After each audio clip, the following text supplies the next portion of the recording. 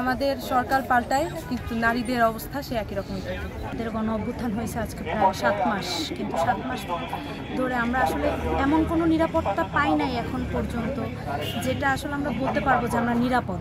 মাগুরাতে যে এই ৮ বছরের শিশু আসিয়া যে ধর্ষণের শিকার হয়েছে, সেই ধর্ষণের শিকার হওয়ার পর থেকে জাহাঙ্গীরনগর বিশ্ববিদ্যালয়ের যারা শিক্ষার্থী রয়েছে তারা কিন্তু ফুঁসে উঠেছেন এবং গত রাত্রের আগের রাতে তারা কিন্তু জাহাঙ্গীরনগর বিশ্ববিদ্যালয়ের ভোটতলাতে তারা একটি মিছিল করে এবং তারপরে গত রাতেও কিন্তু তারা এই শিক্ষার্থীরা রাত ২:৩০টার দিকে এই মিছিল নিয়ে তারা ঢাকার ইচ্ছা মহাসড়ক অবরোধ করে। আজ সকাল থেকে আমরা দেখতে পেয়েছি জাহাঙ্গীরনগর বিশ্ববিদ্যালয়ের যেটি পুরাতন কলা ভবন, সেই পুরাতন কলা ভবন থেকে শিক্ষার্থীরা তারা মিছিল নিয়ে তারা এখানে যে শহীদ মিনার রয়েছে সেখানে তারা জড়ো হয় এবং সেখানে জাহাঙ্গীরনগর বিশ্ববিদ্যালয়ের যে শিক্ষক নেটওয়ার্ক ব্যানারে যে শিক্ষকরা রয়েছে তারাও কিন্তু তাদের সাথে একাত্মতা ঘোষণা করেন এবং তারপরেই কিন্তু তারা আমরা দেখতে পেয়েছি সেই চারুকলা বিভাগের শিক্ষার্থী এবং সেই সাথে যারা শিক্ষক রয়েছে তারাও কিন্তু তাদের সাথে সেই বিক্ষোভ কর্মসূচিতে অংশগ্রহণ নেয় এবং তারা এখনও সেখানে অবস্থান করছে। এরপর পর্বে আমরা এখন এই মুহূর্তে যেটি দেখতে পাচ্ছি সেটি হচ্ছে জাহাঙ্গীরনগর বিশ্ববিদ্যালয়ের যেটি যে জার্নালিজম বিভাগের যে শিক্ষার্থী তারা কিন্তু এখানে এসে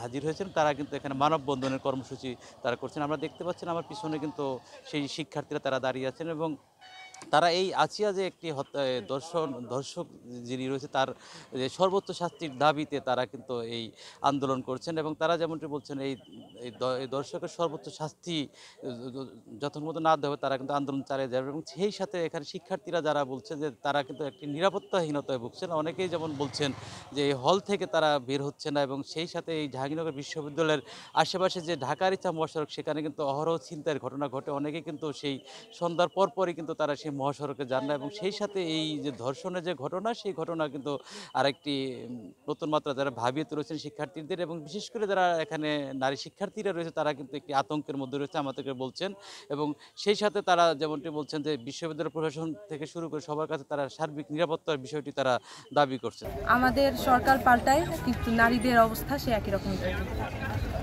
আমরা 19 সালে দেখেছি যে আমরা অনেক আন্দোলন করেও আমরা সুস্পষ্ট বিচার পাইনি।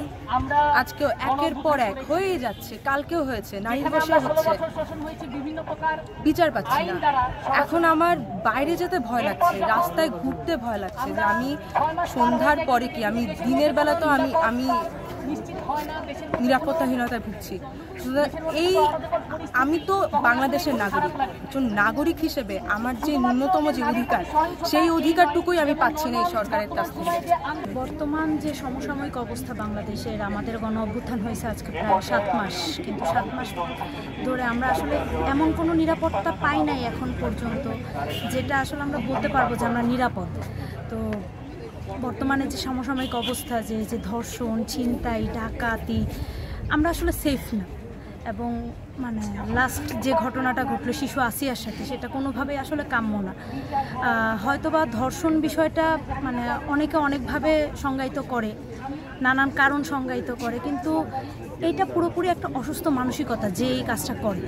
তো তাদের বিরুদ্ধে আমাদের নিরাপত্তার পক্ষে আজকের এই আমাদের অবস্থান। আমরা কেউই দুর্বল না, কিংবা আমরা কেউই ভেঙে পড়ি না, এবং কেউ যদি ভাঙতে আসে আমরা তাকেও যে মানে দুর্বার প্রতিরোধ করে যে তাকে আমরা ভেঙে দিতে পারি। জুলাই অভ্যুত্থানের পরপরই আপনারা দেখতে পাচ্ছেন দেশে বিভিন্ন ধরনের অন্যায় অরাজকতার সাথে সাথে ধর্ষণের মাত্রা কী পরিমাণ বেড়ে গিয়েছে, এবং এটা শুধু জুলাইয়ের পরপর একই মাত্রায় নেই, এটা ক্রমাগত বাড়তেই আছে। তো আজকে আমাদের প্রোগ্রামের মূল কারণ হচ্ছে আমরা যেন নারী শিক্ষার্থীরা এবং সেই সাথে সকল মানুষ, নারী পুরুষ সকলেই যেন নিরাপদ একটি রাষ্ট্র পায়, নিরাপদ একটা পরিবেশ পায়, এবং বিশেষ করে নারীরা